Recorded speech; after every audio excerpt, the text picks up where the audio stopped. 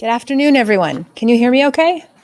Okay, thank you. All right, so we are officially going to get started for this afternoon. So judges, faculty members, postdoctoral fellows, advisors, and students, welcome to the highly anticipated inaugural University of Manitoba 3-minute postdoctoral competition. Whether you are joining us here in person or online, we're happy that you are here. Today's event is going to be live streamed and recorded. So my name is Kelly Main. I'm the Dean for the Faculty of Graduate Studies, and I'm thrilled to be your host for this afternoon. And I'm going to take you through this journey of concise and impactful research storytelling. I would like to begin our event with a land acknowledgement. The University of Manitoba campuses are located on the original lands of the Anishinaabe, Cree, Oji-Cree, Dakota, and Dene peoples, and on the homeland of the Métis Nation. We respect the treaties that were made on these territories. We acknowledge the harms and mistakes of the past, and we dedicate ourselves to move forward in partnership with Indigenous communities in the spirit of reconciliation and collaboration. Before beginning the presentations for this afternoon's event, I would like to welcome Dr. Mario Pinto, Vice President, Research and International, to bring greetings. Thanks very much, Kelly. It really is a pleasure to be here. Good afternoon. Good to see all of you here. This, I understand, is a new event. I look forward to many more of these because, to me, this makes a lot of sense. You'll hear me say often, students and postdocs are the lifeblood of a university, and I really do believe that. I also believe that the currency of a university is really in faculty positions. So I'm trying to drum that into a few people around you. So slow progress. This is the 3-minute postdoctoral speaking competition final. And as today's participants will demonstrate, I think it is important for us to recognize there are many ways of knowing, learning, and sharing knowledge. The presentations from postdoctoral fellows today will highlight the research of accomplished scholars for non-specialist judges. Sorry, guys. No offense. But this in itself, as you might imagine, is an art form. Right? One of the most challenging things I find for researchers is to be able to condense months and years of literature searches, results of experiments, detailed analyses, hypotheses that are derived from those analyses and insights to somebody that's completely outside the field. And that really is part of the training, to be able to communicate to others outside one's area of expertise. It is an art form, and it takes years of practice to do that, but it begins in graduate school, and I'm very glad to see that this is now being exploited at the postdoctoral level as well. So while difficult, communicating new ideas and insights is one of the most important aspects, I find, of knowledge mobilization and translation, right? And creating impact with our research. And I'll say a bit more of that in a little while. This year, has more than 130 postdoctoral fellows spanning 9 faculties, and interestingly, most having come from overseas. They are our principal contributors to the research enterprise, and in collaboration with our expert faculty, they push the boundaries of knowledge, and I maintain that that will grow our international reputation. So the scholars you will hear from today are working to expand access to healthcare as a human right and to improve the quality of food and agriculture in Manitoba and around the world. I would like to thank each postdoctoral fellow from the initial entrance to today's finalists for the time and effort they have invested to prepare for this competition. The passion and belief in your work will ensure that remains innovative and competitive as one of Canada's leading research universities for generations to come. So let me take this opportunity to tell you a bit about our new strategic research plan. which is being finalized. You'll soon see it as soon as it goes through Senate. And let me say that first, students and postdoctoral fellows are integral to the research agenda expressed in that strategic research plan. This has been an interesting opportunity for the last 11 months. We've been engaged with faculty and students to derive a community-based strategic research plan that was a little bit different. So we started off by building on the fundamental disciplinary foundations. Right?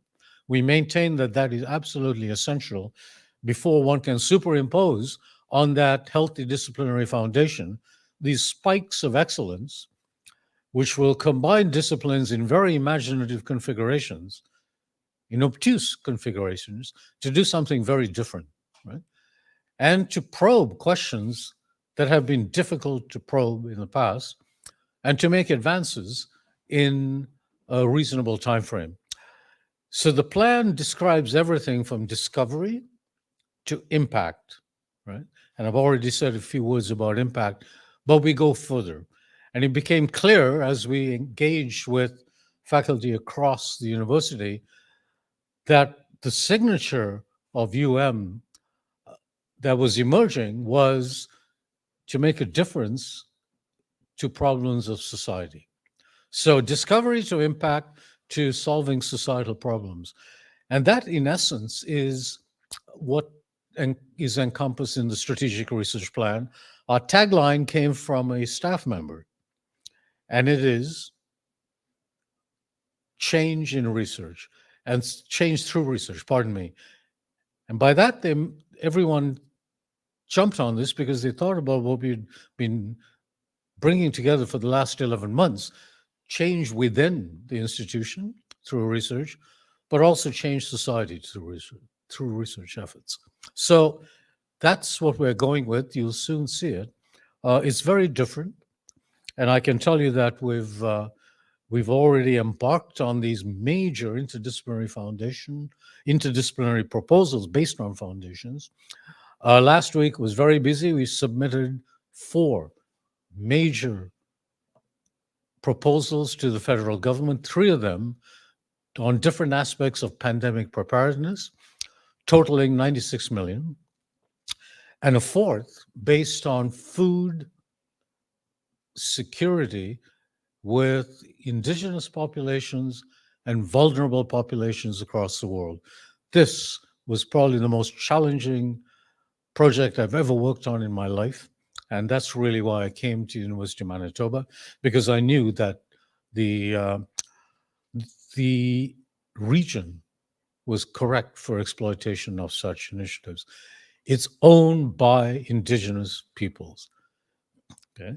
And that's really why I came here, because I wanted to participate in reconciliation that meant empowerment of indigenous peoples in self-governance to take care of their economies and wealth creation and so on. So this just about killed all of us to put this together. 10 countries, okay, 3 in the global south, spanning 4 continents. And it's really remarkable. Several of the more developed nations have contributed funds. And what we were able to broker is to have some of the rich nations cover the research in the developing world. So we have Germany covering West Africa, Mauritania in particular, Central Africa, Kenya, Tanzania, Uganda, Ghana, and India. We have Norway covering India as well. Australia is covering their own efforts, but also the efforts in Vanuatu, the Pacific Islands. And so through this mixing and matching, we've come up with a network where social justice figures prominently. And you'll see that as one of our themes in the strategic research plan.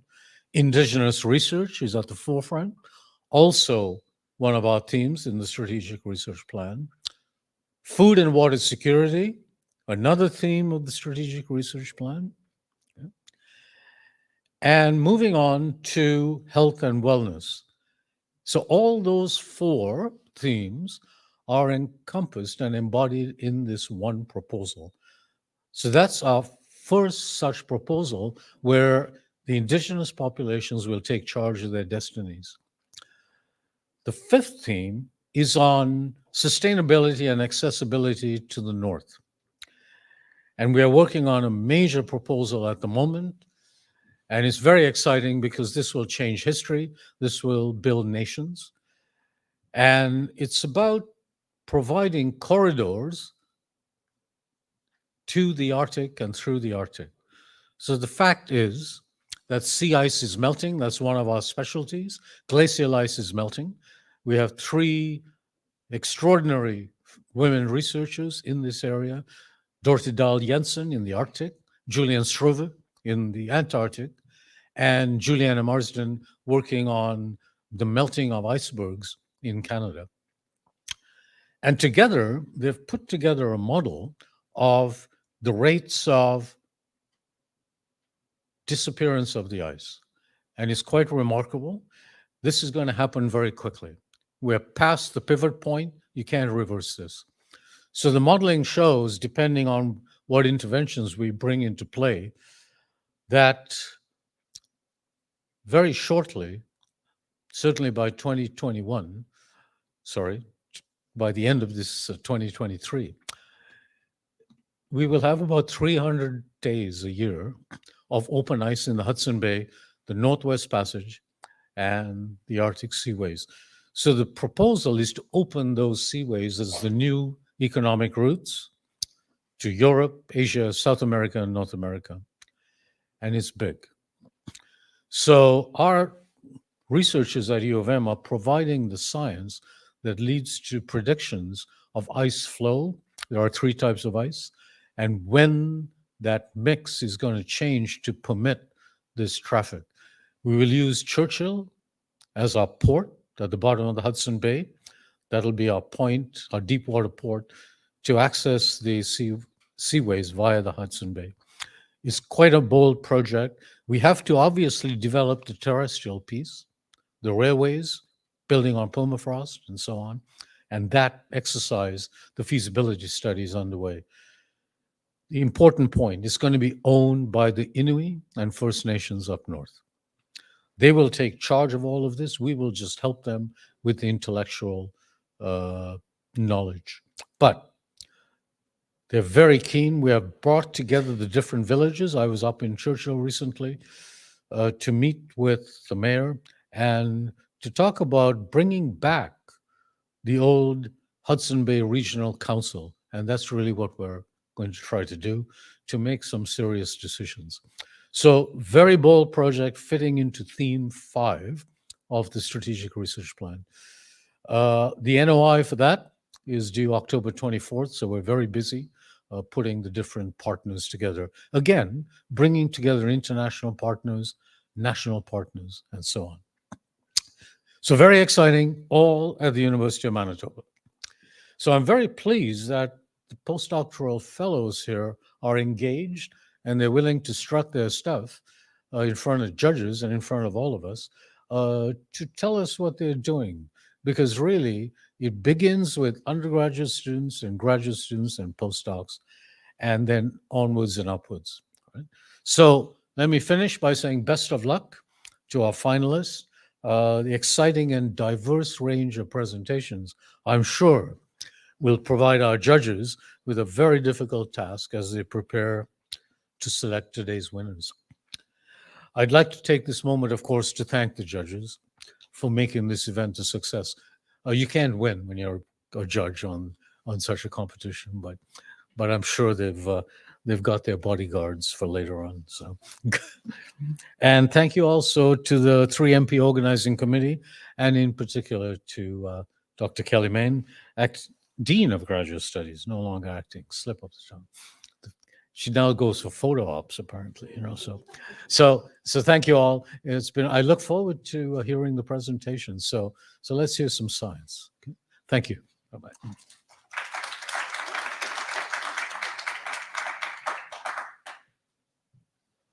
Thank you so much, Dr. Pinto. So today we have organized some of the brightest minds from the University of Manitoba who are vying for the title of 3-minute postdoctoral champion. Each contestant has just 3 minutes to convey the significance and impact of their research to a non-specialist audience. It's a challenging task, but one that our participants have been diligently preparing for. Before beginning with the presentation, the presentations for today, let me go over the rules. The 3-minute postdoctoral or 3MP follows the same rules that we have for the 3-minute thesis event. Each challenger will have 3 minutes to present their research, and each are allowed only one static slide to assist them. Our panel of judges will evaluate the presentation based on clarity, engagement, and the presenter's ability to convey complex ideas effectively to a non-specialist audience. While presenting, the challengers will have a monitor facing them with the countdown clock so that they will know how much time they have left. There will be a short 1-minute pause between the challengers to allow for the judges to make some evaluation notes. Following the presentations, the judges will head off to a private room to deliberate. While the judges are deliberating, a link is going to appear on the screens for menti.com. This is the platform that will allow you to cast your vote for the People's Choice Award. Once the judges have finalized their decisions, we will reconvene here to be able to announce the results. So now I would like to introduce our judges for today's event. So we have 3 judges with us. Our first judge today is Loren Oschipok. Loren is the Director of Partnerships, Knowledge, and Mobilization in the Innovation Office at the University of Manitoba. Loren has a PhD in neuroscience from the University of British Columbia. He was a postdoctoral fellow at the University of Toronto and has over 9 years of experience working in the field of technology transfer. He has built an extensive network of long-term relationships within the University of Manitoba researchers, as well as other technology transfer communities, and has supported the knowledge translation goals of faculty, staff, and students across a cross-section of the U of M ecosystem. Next, we have Joelle Foster. Joelle has spent over 2 decades working with entrepreneurs. She is the co-founder and the CEO of North Forge, a 35,000 square foot technology incubator accelerator that also runs the largest fabrication lab in North America. Joelle is also the co-founder and managing partner for the Women's Equity Lab Manitoba, a fund to increase the number of women angel investors in the province. During COVID, she developed a 4-stage digital founders program, which led to a 300% increase in the number of technology-enabled STEM and advanced manufacturer companies that they're working with. Before this, Joelle spent 2 years as the inaugural executive director for the University of Calgary's Hunter Hub for Entrepreneurial Thinking. She spent 8 years as a director of Futurepreneur Canada, overseeing Manitoba, Saskatchewan, Alberta, Nunavut, and the Northwest Territories. Under her leadership, over 325 businesses opened their doors in Manitoba alone. Some of her prominent national startups include Skip the Dishes and Calia Flowers. And our third judge is Kasaf El-Gassarmi. So Kashav pursued his master's degree in the field of biomedical engineering at the University of Cincinnati. He transitioned into a PhD program in the University of Manitoba's Department of Physiology and Pathophysiology in May of 2019. Building on his previous work, Kashav's doctoral research is centered on pioneering effective strategies for the usage of nanomaterials and stem cells aimed at advancing treatments for cardiovascular diseases. So for those of you who have been watching all of UM today, his name should sound familiar because he won 3MT in 2023 at this competition here at the University of Manitoba. So he knows exactly how our challengers are feeling today because he has been there before. But all the pressure is off for him now. So thank you everyone for being here today and for your dedication and support for this postdoctoral competition. Good luck in choosing your favorites, and the judges have a tough job ahead of them. Just as one last reminder, today's event is being recorded and live streamed, so please be aware that any comments that you make might be heard on the recording. We'd also ask you to be as quiet as possible during each of the presenters' presentations and refrain until clapping until after they have completed their speaking. For the same reason, we'd like to ask you to turn your cell phones either off or to silent at this moment. For those of you who want to join the online conversation, the event hashtags are #UManitoba and #UMResearch. Now we will get on with the competition. Our first challenger for this morning is Niketa Sareen. The research title is Modulating Immunogenicity of Stem Cells to Enhance Their Post-Transplantation Survival.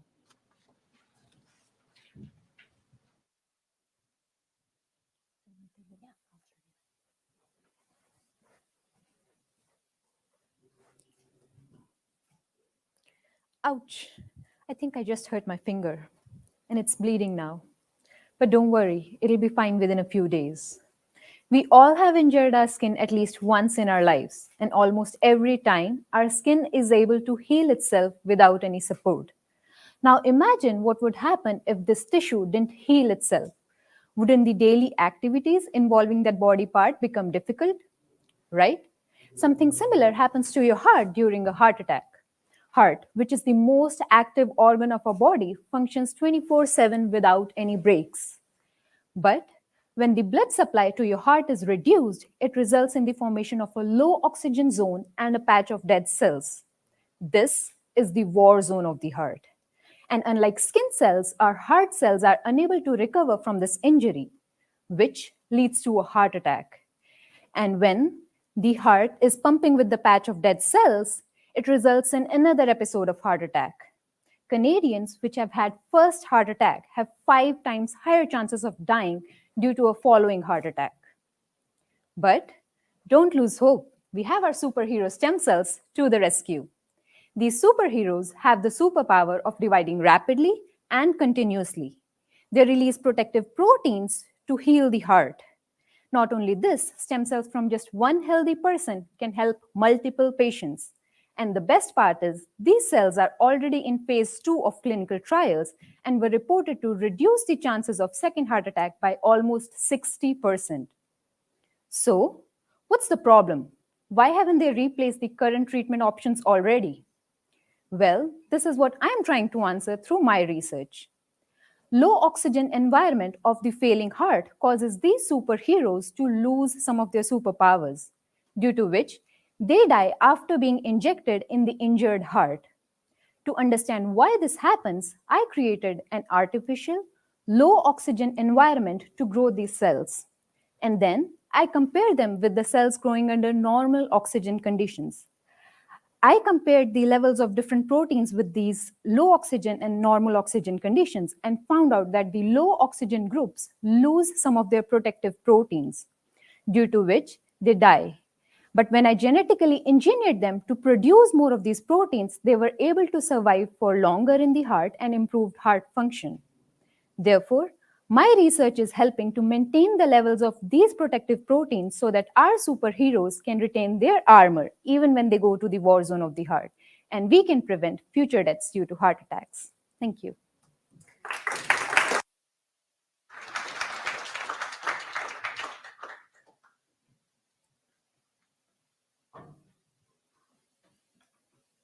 Thank you, Niketa. Our next challenger is Deepak Kadam. The research title is Plant-Derived Peptides as Bitter Taste Receptor Blockers.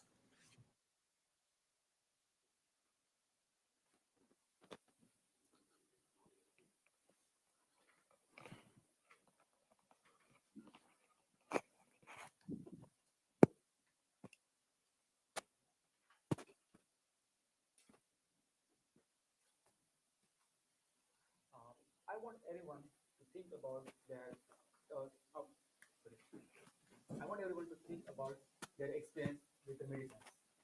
Many of us will recall the distinct and unpleasant sensation. Sorry.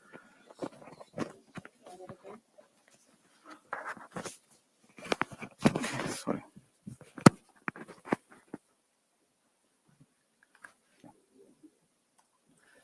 I want everyone to think about their experience with the medicines. Many of us will recall the distinct and unpleasant sensation of the bitter taste, right? Now take a moment and consider the most vulnerable group in this context. These are children who are most sensitive to the bitter taste sensations that reduce their ability to medical adherence. The research shows that there are 40% of the world population of children populations are facing this struggling, they are struggling with these issues. In our research, what we are doing, so we are working on, I'm Deepak Kadam, working as a postdoctoral fellow under the supervision of Rotimi Aluku. In my research, we are working on the food chemosensation and exploring the potentials of the plant-derived protein as the bitter taste receptor blockers. So let's understand how this chemosensation work at the cellular levels. See, there are the three type of test cells which are present at the or on your tongues and your oral cavities. These test cells are mostly responsible for sensing thousands of molecules from the foods. If we can block these beta test receptors, that will disrupt the whole signaling pathways at the cellular levels, as there would not be any secondary messenger at the intracellular level to transmit the information to the brains.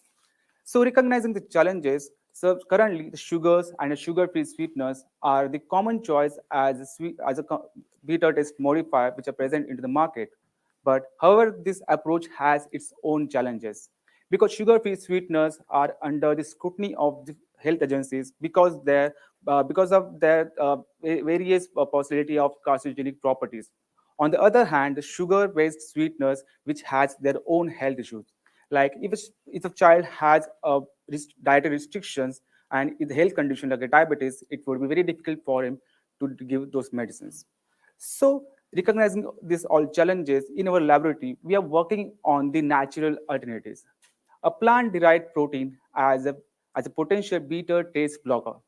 So we're working on the extraction and characterizations of the bioactive peptides. These bioactive peptides are a group of structural functional compound which has ability, which has enhanced biological activity when we hydrolyze with the enzymes. So we purified them and evaluated them for their ability to, block this beta test receptor. So in a summary, our research hold a promise to transform the food and medicines by blocking this, by giving by giving the satisfactory experience to the customers. Thank you.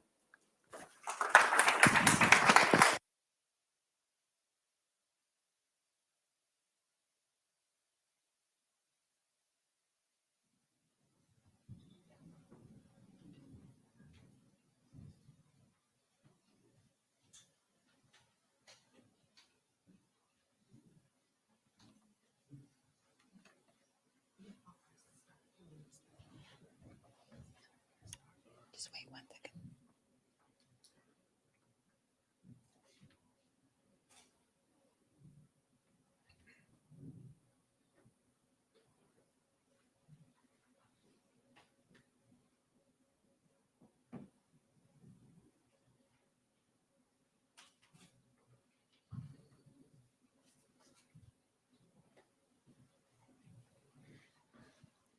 Thank you, Deepak. Our third challenger today is Sajad Afshari. Sajad's research title is Enhancing Satellite Reliability, Empowering AI-Driven Fault-Tolerant Attitude Determination and Control Systems. Hello. A friend once said to me, "Hey, aerospace engineers, you're just wasting government money on fancy stuff that doesn't matter in our real life." I was like, "How did you get that info?" He said, "Well, I saw a TV show criticizing space exploration. I also did some Googling." I smiled and said, "Guess what? That TV show was probably came to you via a satellite engineered by an aerospace expert. And also, the internet relies on satellites as well. So you're criticizing the very things you're using the most." He just went quiet for a few seconds and changed the title. So did you know more than 8,000 satellites are orbiting Earth right now? And more than 15,000 satellites have been launched so far to help humans in countless ways, from agriculture and food safety to Arctic surveillance, wildfire detection, weather forecasts, and so on. They are indispensable. But here's the mind-blowing part. More than $500 billion are spent on satellites every year worldwide. And about 20% of them are failing, which means a loss of about $100 billion. That's a lot. But why do satellites fail? You can't just pop up to space and fix them when they need a maintenance. So they need to be super reliable. And here's where my research kicks in. Let's break down my research using a simple example. Meet Joe, unhappy Joe, and happy Joe. It's a no-brainer to say which one's which, right? Humans are pretty sharp. We use facial features to say if someone's happy or not. Smiles, eye crinkles, and so on. And in engineering, AI can do the same thing. Let's wrap this up with this technical glimpse of my work. You can see two graphs on the bottom. The left graph is for a satellite's angular velocity, and the right one is for a satellite angular velocity as well. But the left one is for a faulty satellite, when the right one is for a healthy one. The algorithms that I have developed delve into the details of these two graphs to say and figure out if it's going to fail, and then what to do to prevent a major failure. By doing this, I hope to save billions of dollars from your hard-earned money that goes into government investments. Thank you.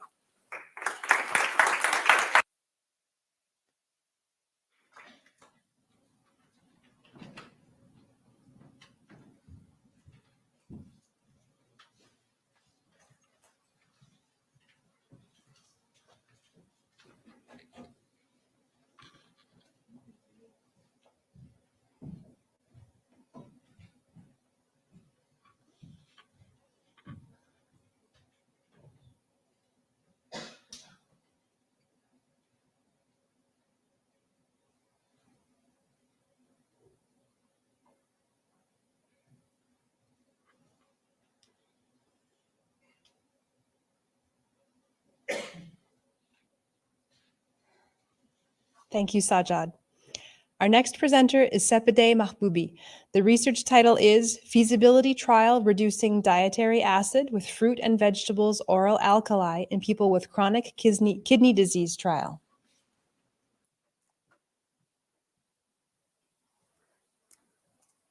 What if I told you that we can use fruit and vegetables to treat some medical conditions?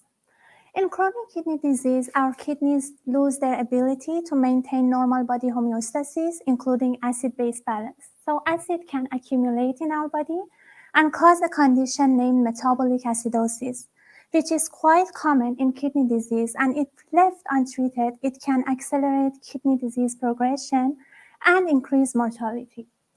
Metabolic acidosis is currently treated with sodium bicarbonate tablets, which are essentially baking soda. These tablets are large and awkward to take. Usually several numbers of tablets are needed to be taken in a day or at a time, and they can also cause abdominal discomfort and bloating. And Canadian and Manitoban reports reveal that patients keep quitting this medication after a while. Means that they discontinue their medication. So we need to think of a better solution. What we eat is a key determinant of acid-base balance in our body, and fruit and vegetables are among the foods that are able to produce base in our body and neutralize the acid that come from other dietary components. So we put all of these together and designed this research with two main objectives. First, to test the feasibility of fruit and vegetable deliveries in this patient population. By feasibility, we are testing to see if we can do this, if patients are compliant to this intervention, do they stay in this intervention, how are the cost and delivery logistics, and how our recruitment rate will be. And then we are going to use this data to design a larger pan-Canadian trial evaluating the effectiveness of this intervention. So what we are doing, we are identifying 40 eligible participants among patients with kidney disease in Winnipeg and Halifax, and are randomizing them in to weekly deliveries of fruit and vegetables or sodium bicarbonate as control group. We are following them up every 3 months, up to 12 months. And after 12 months, we are evaluating the feasibility outcomes we talked about. Furthermore, we are going to evaluate their kidney function, blood pressure, physical function, and quality of life. And yeah, thank you very much for your time. And it was a pleasure to share my research with you. Short.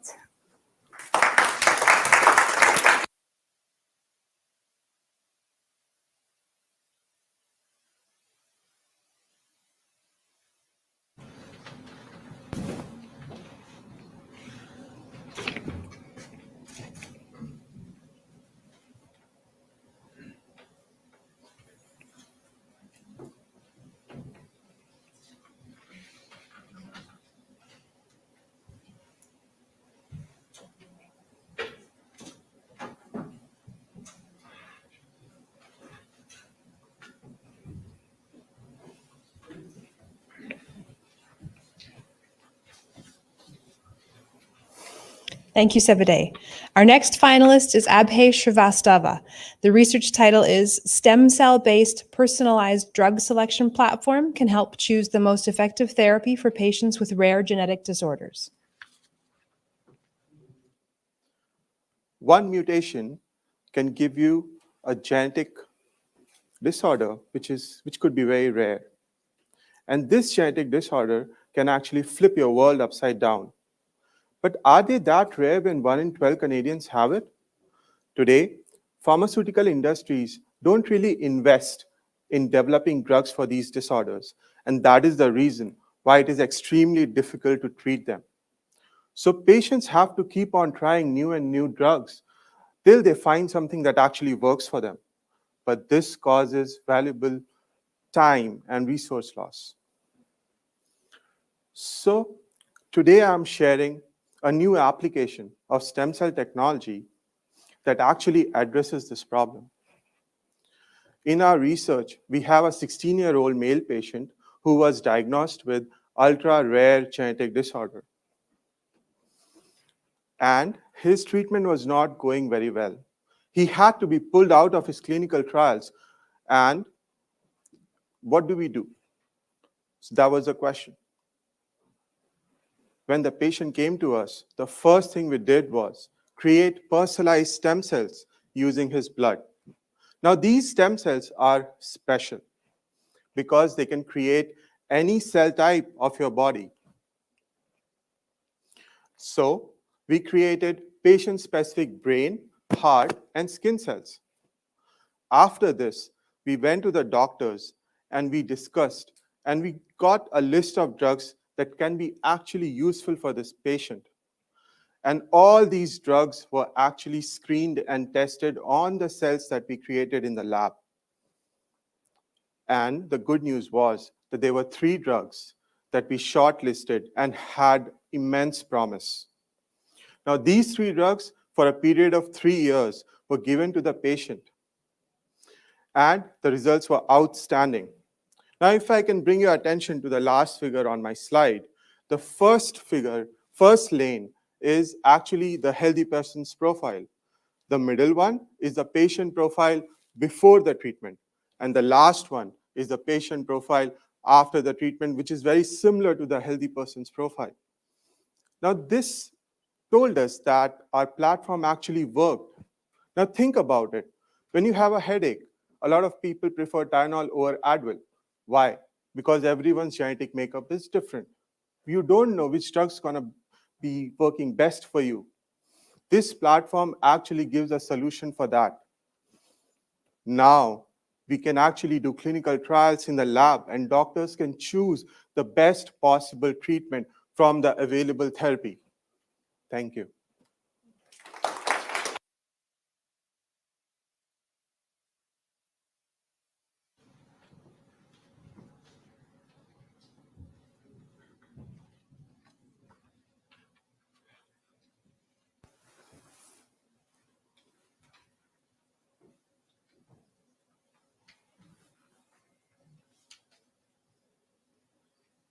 Thank you, Abhay.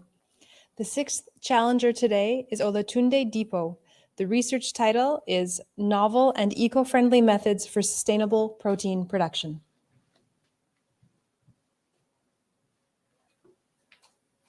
According to World Health Organization, one of the best ways to reduce pressure on our healthcare system is to provide food that are healthy for people.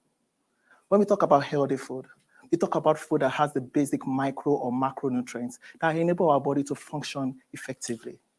How will we talk about macronutrients without talking about proteins? From the beginning of mankind, we have always relied on animal-based protein for our source of protein.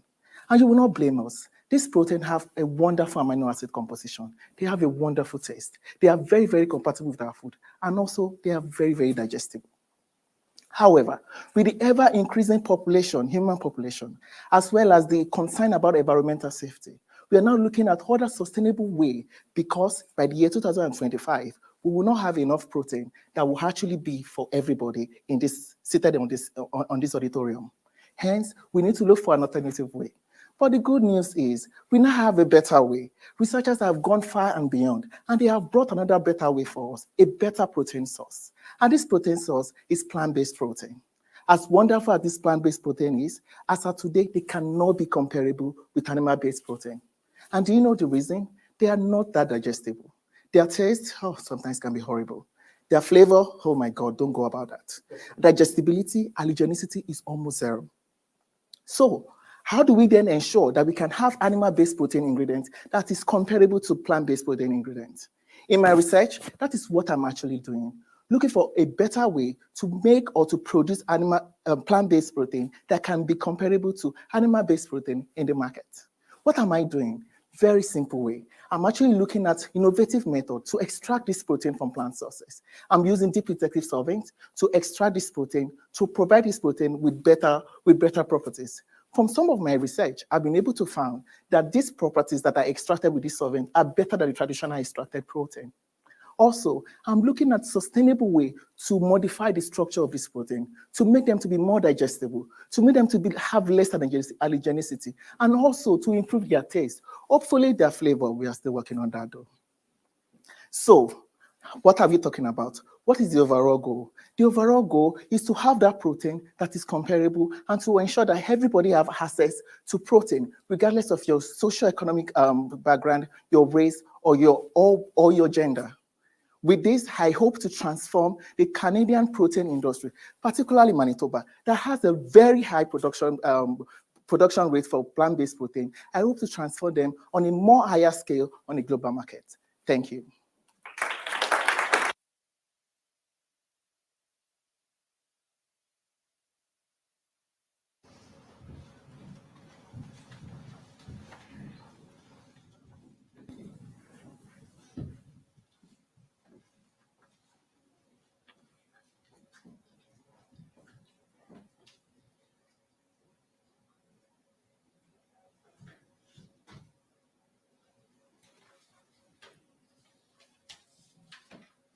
Thank you, Olatunde. The next challenger is Veronica Lai. Veronica's research title is Optimizing Somatic Symptom Disorder Management in Canadian Pediatric Emergency Settings, a multi-phased investigation of prevalence, challenges, and intervention efficacy. Ladies and gentlemen, imagine walking into the emergency room. Among many cases, there is a kid there, tired, feeling lost, and battling with pain, which we can't see. And we don't know what is happening, so we often misunderstood them. And that is the problem with the pediatric emergency doctors there.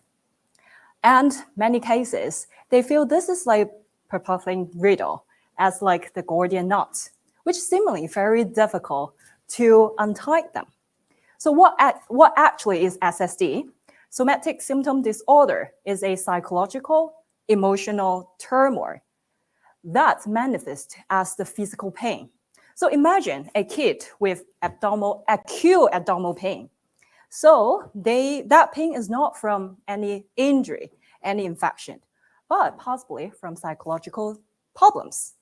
Yeah, so they went into the emergency room, test after test. The doctor say, you are fine, just go home. The parents, kids feel like, what? They left the room with more questions than answer. And today, we have the silver lining here. Our labs wants to go into this problem, try to untie this Gordian knot with the scissors. You see, many words is as complicated as that one. So what we try to do is to sharpen these scissors first by identifying who got the SSD with a tool, with a questionnaire. Second, we talk to the emergency doctors, talk to them, hear what are their obstacles, how we can help them to improve their confidence for the diagnosis. And third, we want to connect the docs with the psychological problems, their distress, their pain, which we can't see, we can't measure, and with their physical pain, which is the mind-body connection intervention. We hope that we can sharpen our scissors there. And this innovation, this is, if that is alone, it's like a voice in the wilderness. That is something that we want the amplifier. So we collaborate with TRAC, Translating Emergency Knowledge for Kids. We want to develop the tools for healthcare providers, parents, and kids, so they know what happened and what we can do. If we try to see the problem in a different angle, like the Caesars, if we try to turn it, this is the gesture, the sign for victory. So that is the time when we have the results from these studies, then we can celebrate the victory with the kids, with the parents, with timely treatment. So together, we would like to really have the transform for emergency knowledge and also like the pediatric knowledge for our emergency care in Canada. Thank you.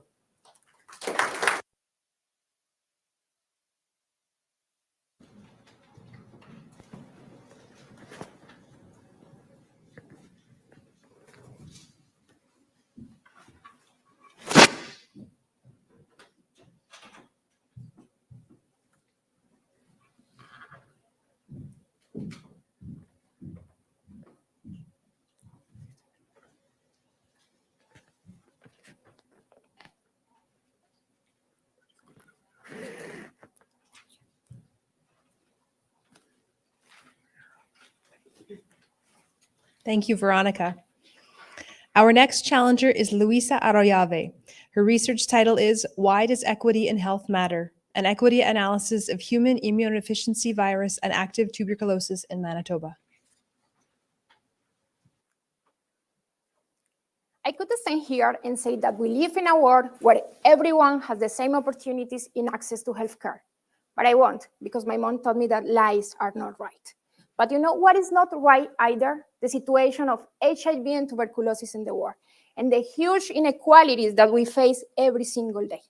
If we see the situation of HIV in Canada specifically, we observe that the rates of people newly diagnosed have been decreasing over time.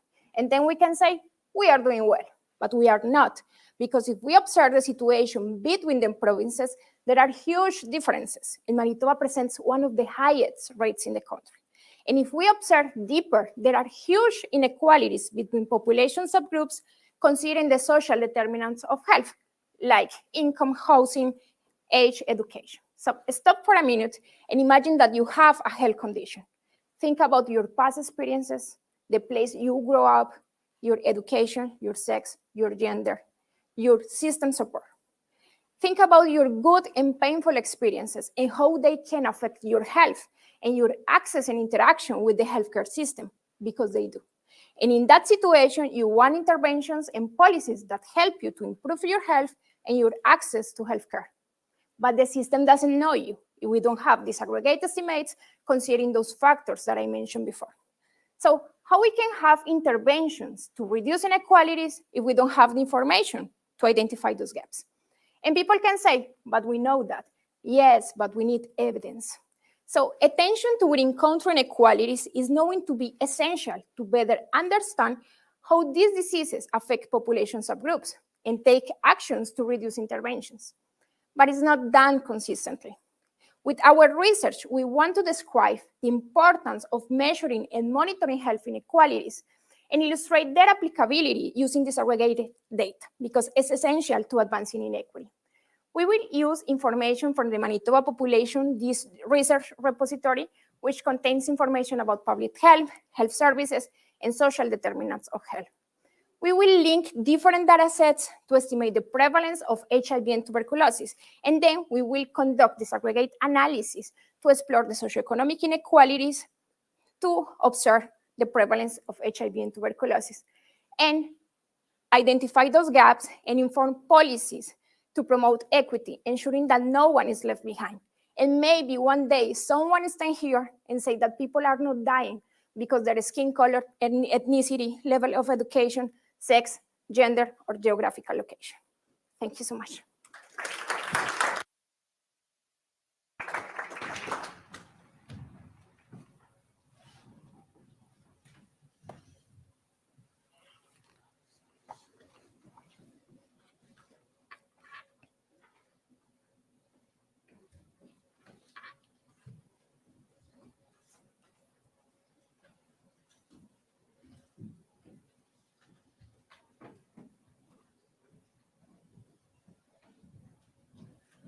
Thank you, Luisa.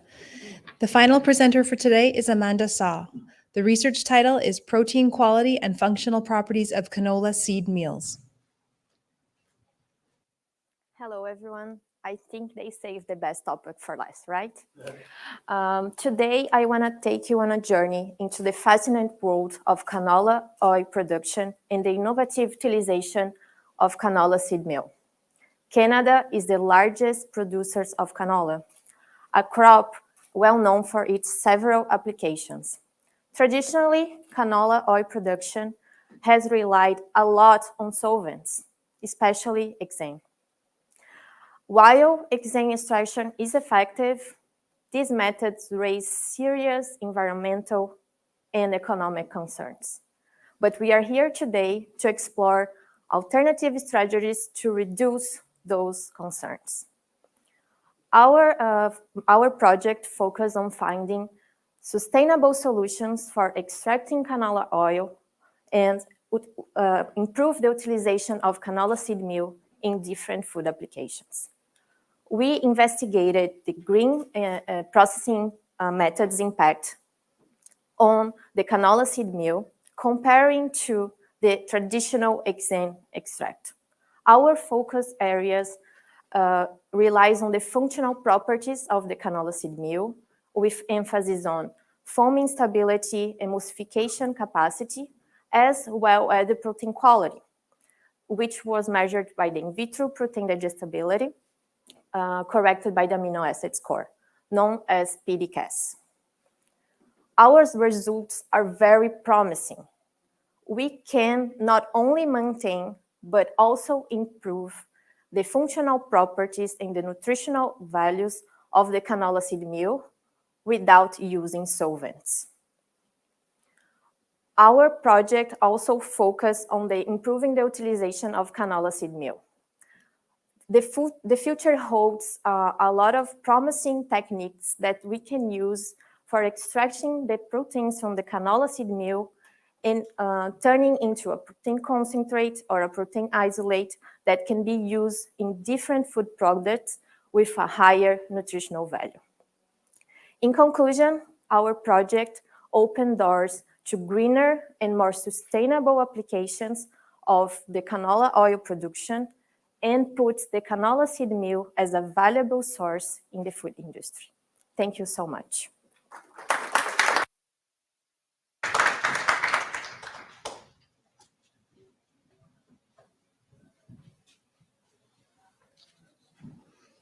Thank you, Amanda. So first of all, I would just like to give a warm round of applause for all of our challengers today. What a fantastic job you all did.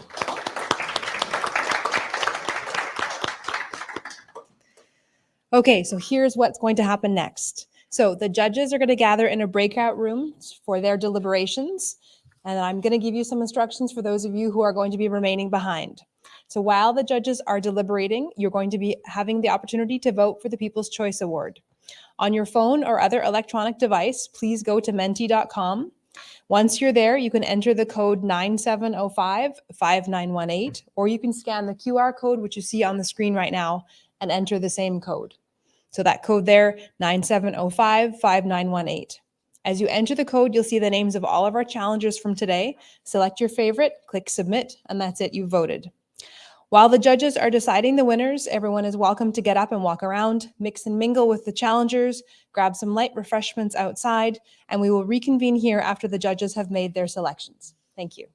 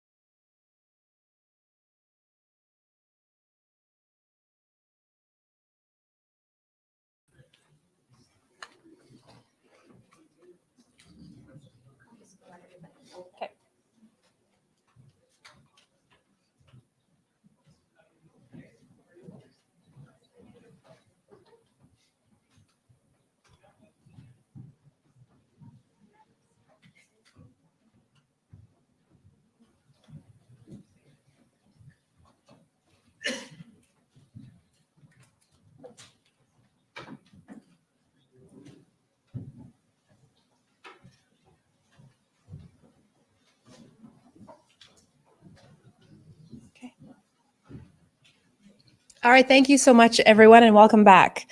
So first, I would like to thank our judges for being with us today and for doing this very difficult job of choosing the winners among all of these impressive competitors.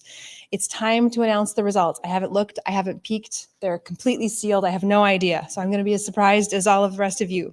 So this is the order that we're gonna do for the awards. We're gonna do People's Choice first, and then we'll do third place, second place, and first place. Challengers, if your name is called, you can come forward to accept your award. So remember that for the People's Choice Award, this was chosen by the Menti voters that were online, as well as those of you who are here today and logged in. So let me open the envelope. It's actually sealed. I feel like it's the Academy Awards now. It is for postdocs. All right, so the People's Choice Award goes to Niketa Sareen.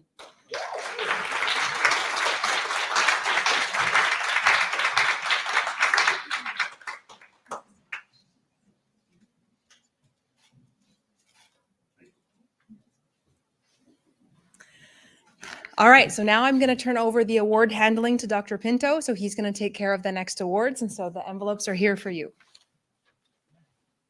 Thanks, Kelly. Let me also thank the judges and congratulations to all the finalists before we begin. The third place winner is sticky fingers, Niketa Sareen.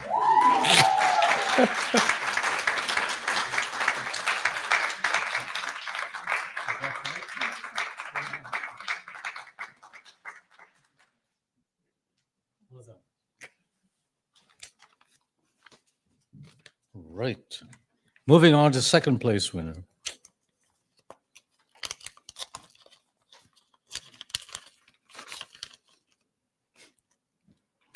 Abhay Srivastava.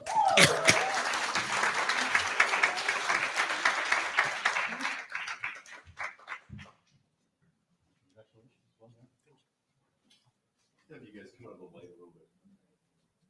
Usually tell me to go into the light.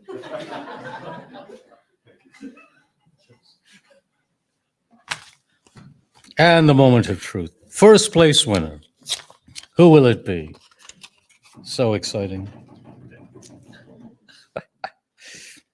This is Olatunde.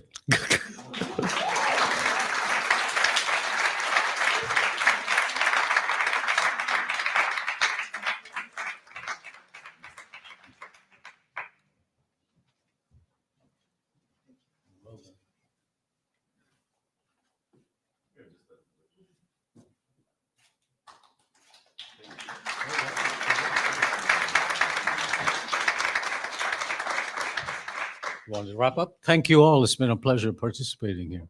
Very proud of all of you. We're in good hands, for the future. So keep up the good work.